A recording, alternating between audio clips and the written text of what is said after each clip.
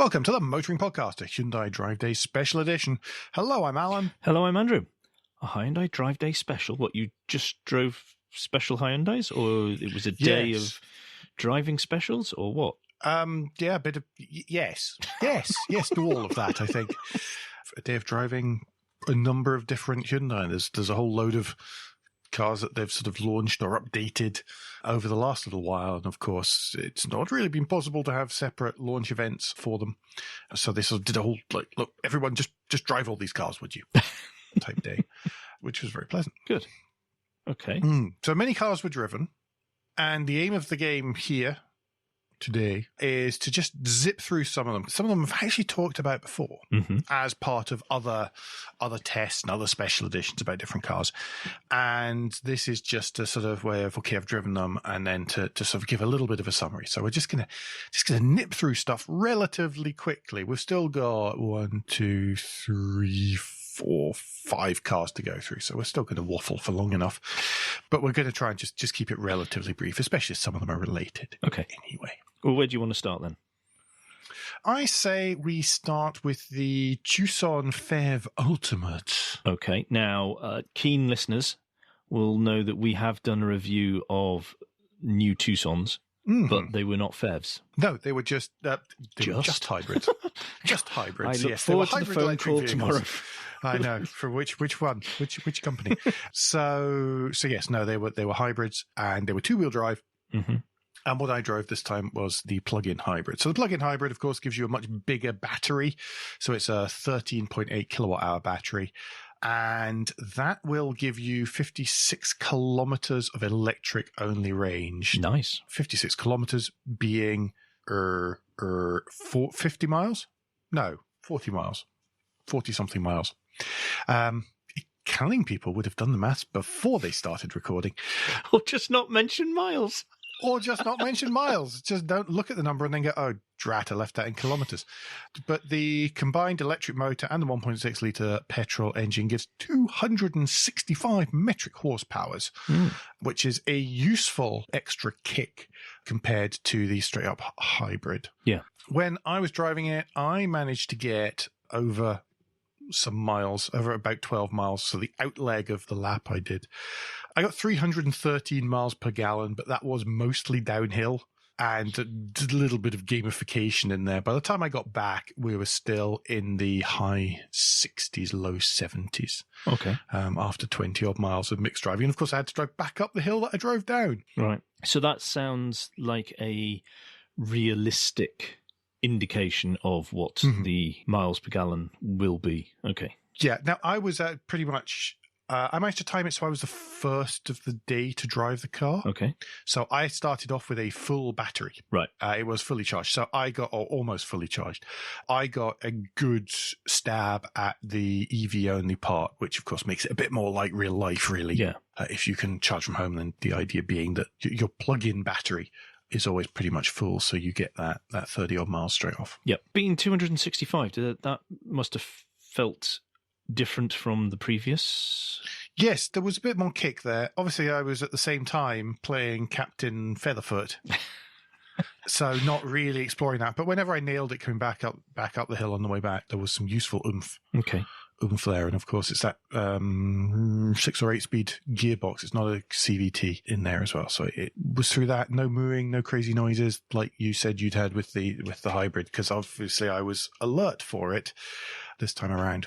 Other thing about this is it's all-wheel drive, not front-wheel drive like the hybrids we drove before. So you also get a number of different modes for your off-roady lifestyliness as well. Okay. Bits and pieces. So an interesting upgrade, a bit more expensive as well. The premium version is just over 39,000. Ultimate spec is about 42,000, but you've got all the toys. Yeah. Yeah, you've got all the toys that we listed before, plus a couple more, to be perfectly honest. Cool. Well, that was a nice start to the day then. Yeah, it was. Good place to begin and sort of scope out the surroundings. Next up, should we talk about the i20 N-Line whilst we're sort of talking about vehicles we've driven relatively recently and have done full reviews on? By the way, there will be links in the show notes to anything that we've done recently so that people can listen to our full reviews about that sort of stuff. So Tucson and i20, really. Next up is the i20. Let's start off with the i20 N-Line. As, again, regular listeners, people who pay attention to these things will be aware, N-Line is Hyundai's warm lineup. Cars generally get a little bit more power. So, for example, the i10 N-Line that I had before had a 120 brake instead of the sort of 80 brake that was standard, 80-something brake that's standard on 1.2, pardon me, normal versions. Sorry, trying to remember all these specs. I'm a nerd, but I'm not that bad. And similarly with others, we've had the i30 fastback N-Line before as well. And again, that bit of a suspension tweak, bit of a sportier interior, and generally goes quite nicely, but no, never going to set the road alight. i20 N-Line is more of the same. So instead of the 100 brake, 1 litre triple, I don't know why I'm squinting as I say that, because I've got the specs here in front of me. Yes, instead of the 100 brake, 1 litre mild hybrid triple, then this has a 120 brake version, which is usefully more. That's almost 20% more powerful. Which is usefully more is what I'm really trying to say. Yeah. But the thing that surprised me was that they'd actually gone a little bit further than that. So I was expecting the suspension to be a little bit firmer, a little bit sportier, a little bit less body roll. I was expecting the seats to be a bit sportier. I was expecting the red stitching and all these kind of things. And I was expecting a bit more kit, like smart entry and that kind of thing. What I wasn't expecting was for it to be just quite so cheeky. I know that sounds silly and it sounds a bit cheesy, but right from when you get in, and hooray for smart entry and not having to get in and turn a key. Oh, bless you. Press the start button. I know, it's such a mojo whinge, isn't it? You pressed it and it starts up and it does a little blip, throttle blip as well. And the exhaust sounds fantastic. It's not particularly loud, but it's there and it's nice, and it's this two little chromed tips to the back box, and it was just that blip, which completely unexpected. I was just expecting it to start really and not do anything, And no, it was really nice, and that sort of theme continued. This is one of these little slightly sporty cars, just like the ST Line Fiesta, where it looks the part. You would recommend it to people who are interested in cars and want something that's a little bit sporty, but don't necessarily have the budget or the insurance or anything to go for the full fat i20N. So yeah, this is a really nice little car. I liked what they've done to the interior. With, it's got a different gear knob, which has a little red stripe on it, which matches the stitching, which matches the little highlights around the sort of grab handly bits on the doors. So what I'm guessing then from what you're saying is that attention has been paid to quite a bit of the little details, and it's all added up. It's not just slap an N-Line badge on and breathe a little bit on the engine and that'll be fine. Yeah, well, it's not even just slap an N-Line badge on, put some nice wheels on it, and that's that, and some red stitching, and that's that. It's more than that. Oh, that's good to know. If you've driven a non-N-Line and non-N of the latest generation of i20 and you thought it was a bit lacking in the sort of dynamic aspects, then go back and try an N-Line because it's really quite a cool car. I do like the grille. Yeah, really, it's a bit of a change. Nice touch. There's lots of stuff which has just been changed a little bit, and as you say, it's all added up. It's greater than some of its parts. Really impressive little thing. Cool. Like that a lot. Nice. That must have been a nice surprise. Yes. Oh, I didn't mention it's got a body kit. It's not exactly the same as the i20N. It's missing some of the more overt parts of it, but it's got a little bit more body kit to it than standard. And we talked before about how essentially the body kit was built in, with a little lip and stuff on the front of the standard. Then gone and sort of emphasised that a bit more for the N-Line. Okay. Nice wee thing. A really pleasant surprise, that one. Good. Would you want to take us to its more fire-breathing relative? Yes, there's a reason we're doing stuff in this order. I'm trying to tell a story, would you believe? Not only that, in fact, I drove this before I drove the N-Line, is the i20N. Oh, hang on. So you drove the top of the range. We're not necessarily, we're telling the story. No, that's fine. But you were still pleasantly surprised by the N-Line even after driving this. So that is very much high praise indeed. Yeah. So N-Line, significant jumps, by the way. We're talking a second ago about 120 brake horsepower, mild hybrid. Here we're jumping up to a 204 brake horsepower, non-hybrid. It is pure ICE. 6-speed manual again, quite a bit more kick in there. So the i20N, obviously you can get it in performance blue. I think I've got the name right. The pale blue that you can get the i30N in. Yep. It's got more everything. It's got more body kit for a start. So you end up with a little extra spoiler sitting atop the tailgate, which is kind of cool and kind of cute in a not quite max power way. It's sort of, if it was much bigger, it would be a bit max power, but as it is, it isn't. It's like a sort of cute little trolley handle up on the top there.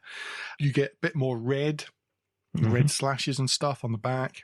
You get a different exhaust pipe as well. So they are much larger exhaust pipe. Obviously, far more air is being moved through the 1.6 litre engine than the little 1 litre mild hybrid uses.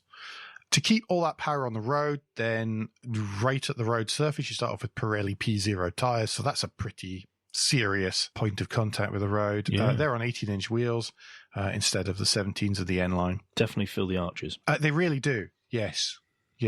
And they're, again, Hyundai's wheel game is strong right now, and it's incredibly strong on the i20N because they really do look the part. They're without being overly fussy. But I like it. It's got little turn-up bits and sort of red accents across the body kit. It's, of course, got red brake calipers. And especially along with performance blue, it looks particularly smart. And then there's an N badge on the grille. The grille, again, different design from the N-Line one, a different design from the cooking models as well.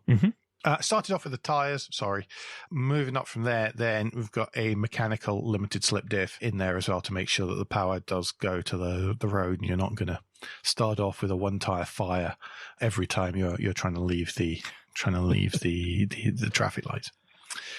Inside, actually quite similar to the N-Line in a lot of ways, apart from the fact that where there are red accents in there, then there's performance blue accents in the i20N. Do you know if they change with different colours? Because it looks like it matches the exterior colour. No, the performance blue stays throughout. Okay. The thing that changes is the red accents on the body kit change to silver if you have a red car. Okay. Otherwise, they're red with the black and the blue, and I've forgotten what other colours are available. No problem. Inside, though, steering wheel is smaller and chunkier. You have an extra... There's a red button on it, which you think is going to be for starting. It isn't. It's for turning the rev match on and off. And there are 2 N mode buttons, which you can use to change between different modes and different settings for various things, such as the steering wheel. I didn't have a huge amount of time with it. I wasn't able to experiment in the way that I would on roads I know, and if I had it for a week. So my apologies for not being a fount of all the knowledge of all that does. You were not a driving god on the exactly. I'm not a driving god. No, it's don't crash the press car. It's the old one. As you change through the different modes, though, you can also change the dashboard, which is a TFT screen. Then will change as well. Okay. When you are in mode, is it? I think it's mode. Yeah. Then whenever you. In custom mode. There we go. Which is one of the 5 drive modes in the Grin control system. I'm not making this up, I promise. Yeah. There we go, huh? Then the dashboard changes, so there is actually one where it will show you, like, it goes like a race car, everyone.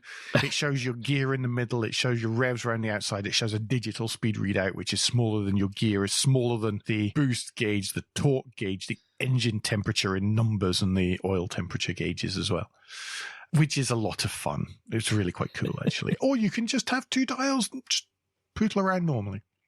The other thing about the Grin control system is that it's linked to the sat-nav. You're going to go nuts. It's linked to the sat-nav, and whenever it knows there's a wiggly bit of road coming up, it tells you and says, why not put it into sporty modes? So that you can enjoy the corners. Why not lose your license mode? It's just absolutely silly, totally unnecessary, but it does make you snigger every time it does it. But shows it has been developed somewhere in there, which we know this anyway, but somewhere in the whole scheme of things by people who really enjoy driving. Well, yes, it's Biermann developed as well, of course. So, there's another fun link to put in the show notes, Andrew. Yep. Chat with Biermann. Not as adaptable overall as the i30N. i30N, of course, you can change the dampers and move them from being non-existent to slightly comfortable. In this, there is a sort of more general, it seems more general as a damper setting, but don't really take my word for it because I drive a car which is just like a board as my daily. And in all seriousness, this is the most similar car to my Yaris GRMN that I have driven so far. This is far more similar than the GR Yaris, for example. Oh, wow. Okay. It is a heavily fettled hatchback rather than a custom model meant to just be ultimately quick. But lots and lots and lots to like in this. I have no idea what I missed out. Have I missed anything? It just a nice thing. Is it comfortable to sit in? Because I know that was an issue with the i30, was trying to find the most comfortable setting you could for it. Oh yeah. It's fine for that. I mean, it's going to be firmer because it's a sports car. It's still a B segment hot hatch. Yeah, but it is not as firm as my own car, which is quite ridiculously firm. But it is firmer than the N-Line, for example. Okay. Mm-hmm. I love rev matching, by the way. I'm just going to say that. As somebody who's not a driving god and who's never managed to successfully heel toe in their life, that kind of stuff is cool, and it doesn't necessarily make you go any quicker, but it makes you feel like a little bit of a hero. And to be honest, feeling like a little bit of a hero in your car at legal speeds is not exactly a bad thing at all. No. Lots of other bits and pieces in that. Other people have covered it in more depth and with more knowledge, but I really, really liked it, and that's all you need to know. No, we will be getting one to test at some point. We know that for a fact. So, yes, a more in-depth coverage of that will come in due time. Now that we have cleared our backlog of special editions and reviews, then we feel okay about going out and asking for more press cards. Yes. But if you do wonder why sometimes there's a gap, it's because we're still catching up on the last batch, and we don't want to end up with too much of a backlog. No. Exactly. What are you going to take us to next then? Ooh, yes, taking us to next is the Kona N-Line. Okay. That's what's next. So this one was in, never remember the name of the red, because it always changes. I think it is engine red. It's very red. So this one was extremely red. That's not a bad thing either, by the way. I think it suits it. No, it's great. So I like the Kona, and this is of course the facelift. It's had its mid thingy revision, whatever the pretentious PR name is for it, but it's essentially the facelift. Midlife. Yes. Isn't it? It was used by another PR to me recently, and I now can't remember the exact term. But anyway, the Kona's had a bit of a revision. That is the C-SUV from Hyundai. I'd only ever driven the Kona Electric. Oh, okay. Which I loved, by the way. Yeah. It's like Alan, you must go buy an electric car. Okay, I'll have one of them, please. Without much more thought. Although we may change that in a few minutes. And so I'd only ever driven the electric one, and never any of the internal combustion or hybrid versions. This one here is mild hybrid. It's the N. Have I said it's the N-Line? Possibly have. It's exactly the same powertrain as in the i20N. Same output, same everything. Oh, okay. When I say you start it and it goes, then that was really bad. Then that's exactly what happens here as well. It is just a little bit bigger. You sit a little bit higher. This was towards the end of the day when I'd started to get a grip on where the roads went and stuff, and where the interesting ones were. So I was able to have a bit more fun with this. Exactly the same recipe as the i20N compared to the i20. So you've got the gear knob, the shift gaiter, the steering wheel, the seats all have funky red stitching or red highlights and all that kind of thing. So it makes it that little bit more sporty inside. It's got a twin exhaust at the rear. It's got nice alloys. Again, 18-inch in this case, so a little bit bigger. it's something that if people don't find the i20 quite big enough, then maybe suggest the Kona along those lines. So you've still got some drive modes, you've still got, which, for eco and all the usual. But no, nice, easy driving, compact SUV. You just a hatch, but you sit a bit higher, really. Okay. I've heard good things about these. So yeah, and there's enough space in it as well. It's a perfectly decent family car with a little bit of the ability to see out of it as well. So yeah, there's no real negatives to it at all. Cool. Engine red, by the way, is of course color tax free. Right. On a Hyundai. No problem. So what's next? Well, now let's round off with something completely different.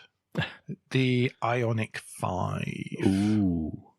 For anyone who doesn't know, then, what is an IONIQ 5? So an IONIQ 5 is Hyundai's car based on their new dedicated electric platform. When I say Hyundai's car, it's because its platform buddy is the Kia EV6. Similarly, their first car on a dedicated EV platform. Up to this point, the EVs from both companies have been based on the same platform as most of their other cars. So even something like the IONIQ Electric that we took around the UK, again, the IONIQ available in plug-in hybrid and full hybrid as well. Okay. So again, shared platform. This means that what Hyundai's been able to do is, of course, do the whole battery skateboard type setup rather than and have a large, thin battery underneath the passenger cabin from pretty much front to pretty much rear, rather than having to squeeze bits of battery pack into places that are really intended for petrol tanks and the like. Mm-hmm. Okay. What this means is it's actually quite a large car, by the way. It's obviously going to be one of those global cars, so sold everywhere. So it's quite big. It looks like a scaled up modern Lancia Delta. Mm-hmm. Is a sort of car nerd description of it, with a certain amount of sort of retro mod things. So like the headlamps are set really quite far back under the front bonnet, lip behind transparent casings, and then there's these sort of square outlines at the back. The strip, this really graphic strip across the back, just under the rear window, and it's all sort of pixelated, sort of 8-bit. 16-bit styly with sort of different pixels that light up for different sets of lights in different colors as well. It's really funky. It looks like a concept car. That the handles are flush until you approach the car, and then they pop out and you can use them then. Just everything like that. The wheels are very large. I mean, they're 20-inch alloys on there, which help give the whole car the same scale. It doesn't look like bits of it are big. It doesn't look as big in pictures as it is in real life, but then it doesn't look ridiculously big either until you see it beside another car. Yeah, because it's like a normal car that's been scaled up a bit. Yeah, I've seen more pictures of this in the wild now. The marketing initial pictures were very clever because there was the car and then a background of which you could not tell scale from. And it was only when you done a little bit of that with these pictures had a bit of a dive into the stats, you went, "Ooh, those dimensions are quite large." When this looks like it's a little car, but it all makes sense why it is the size it is. With the range and everything else, and the amount of batteries for that, etc. But I think it handles the size incredibly well with the design. Yeah, it's got a really big range that I didn't make a note of. Well done, Alan. But it's well over 200 miles. Yeah. And probably over 300, I think, if you go for the top spec. It depends what you choose, whether you want all-wheel drive or two-wheel drive, and the size of battery that comes along with it. But the wheelbase is longer than a long wheelbase Range Rover. Okay. That's actually how big it is. But, of course, then there's very little overhang at either end. So the wheelbase is really long. What that means is that inside, it's massive. Because you've got no wheel intrusion at all. Yeah. You've got no wheel intrusion. It's quite a wide thing, which was fun, driving left-hand drive on country roads in sort of southern Oxfordshire type way. And the whole interior is all about spaciousness. it's not about sportiness at all. It's like driving your living room. And I mean, the last car that I was in, that I drove, that was as much like driving your living room and meant to be a comfortable place to relax, as opposed to, we're going to drive this car, like the i20N, for example, was the original Mark I Toyota Prius. Okay. That sort of chilled out, all beige, sort of look at this, look, there's some fun stuff that was, impressive in the year 2000. And so 21 years later, this is the next car that feels like that. Everything is, certainly in this, was the equivalent of an Ultimate. It wasn't quite UK spec. But in this one, with its light-coloured interior and its glass roof and everything, it was just all about lightness and space. Again, had someone come along and says, yeah, well, this is a new concept car looking at bringing the outside into the vehicle and causing a place of calm for people who are commuting or being driven around, then you would go, oh, right then, okay. It's a bit pretentious, but okay. But no, this is a production car that does feel like that. So, I mean, it's traditional for us to start at the back of test cars. In the back seat, it's like sitting in a 7 Series or something. Wow. There's a lot of legroom. There is no shortage of legroom there. Oh, that's cool. Obviously, Ultimate Edition, outer seats are heated in the back, middle seat isn't, but there's no floor level intrusions. Yeah. In there at all. There's no transmission tunnel, because there's no transmission running from the front to the back of the car, nor is there in any vehicle. And of course, that battery adds rigidity and stiffness down low, as well as a low center of balance, meaning, it's quite soft. That long wheelbase, those big wheels, they all work together to sort of smooth out bumps on the road.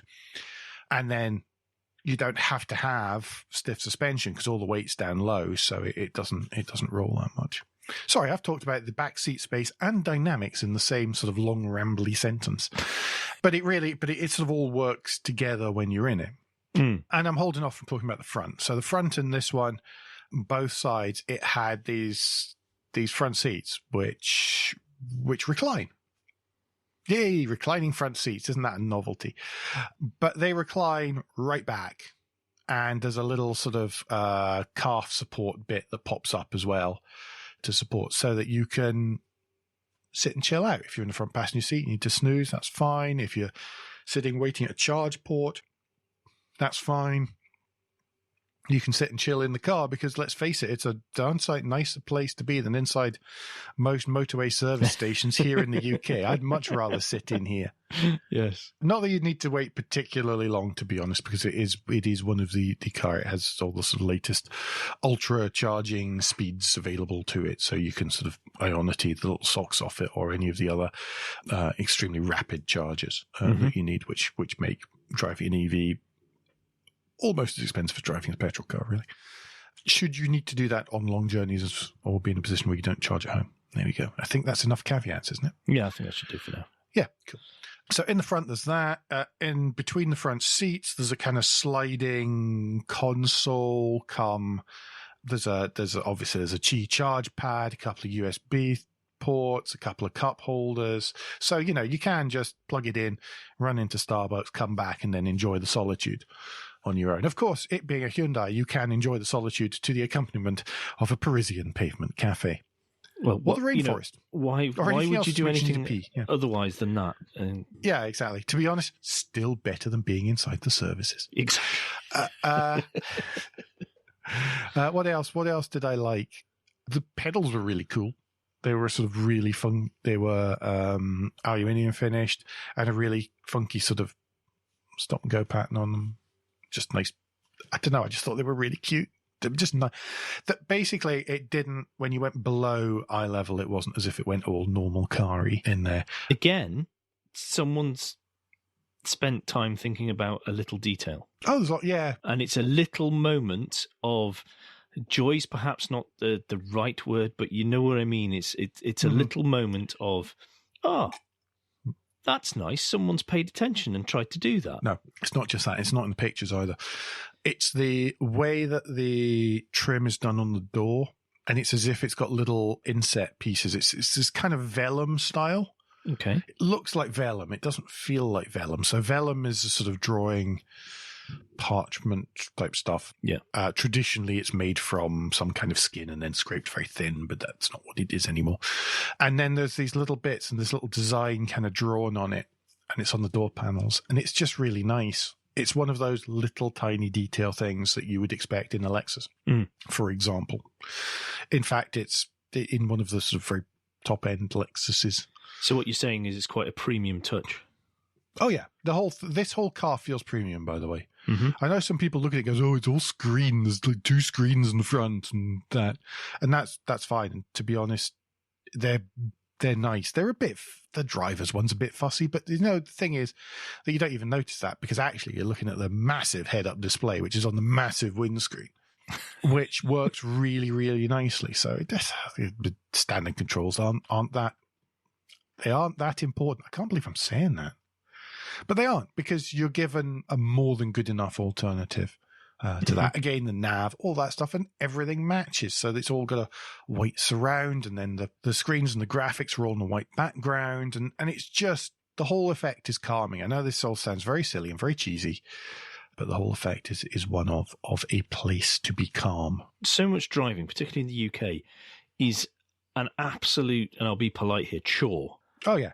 And is stressful, and you are not coming out of a drive relaxed at the end of it. So if the environment you're sitting in can be more serene, more calming, more relaxing, and just more comfortable as a consequence, then that is not a bad thing. And remember, it's an EV, so there's no vibration or anything. Yeah. It's silent.